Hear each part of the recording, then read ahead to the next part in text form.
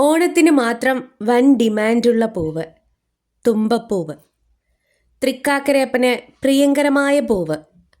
അതുകൊണ്ട് തന്നെ തുമ്പപ്പൂവില്ലാതെ ഓണപ്പൂക്കളം പാടില്ല എന്നാണ് നിയമം. എത്ര ഭംഗിയുള്ള പൂക്കൾ പൂക്കളത്തിൽ നിറഞ്ഞാലും തുമ്പപ്പൂവിൻ്റെ പരിശുദ്ധിയും ഭംഗിയും നിറവും മറ്റൊരു പൂക്കൾക്കുമില്ല.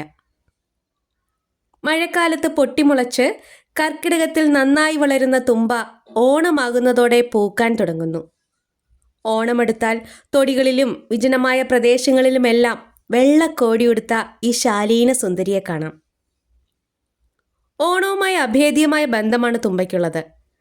പൂക്കളമൊരുക്കാൻ മാത്രമല്ല, വിനയത്തിൻ്റെയും പരിശുദ്ധിയുടെയും പ്രതീകമായ തുമ്പപ്പൂ കൊണ്ട് പൂവടയുണ്ടാക്കി ഓണരാത്രിയിൽ ഓണത്തപ്പന് നേദിക്കുന്ന ചടങ്ങ് ഇന്നും മധ്യ കേരളത്തിൻ്റെ പല ഭാഗങ്ങളിലുമുണ്ട്. ദ്രോണപുഷ്പി എന്നാണ് ഇതിൻ്റെ സംസ്കൃത നാമം. ഔഷധങ്ങളേറെയാണ് തുമ്പച്ചെടിക്ക്.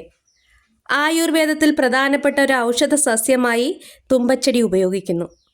തുമ്പ 3 തരമുണ്ട്. കരിന്തുമ്പ, പെരുന്തുമ്പ എന്നിങ്ങനെ പേരുകളുള്ള തുമ്പകളുമുണ്ട്. ഓണം കഴിയുന്നതോടെ തുമ്പച്ചെടി ഉണങ്ങും. മണ്ണിൽ വീഴുന്ന വിത്തുകൾ കാത്തു കിടക്കും അടുത്ത ഓണത്തേക്കായി.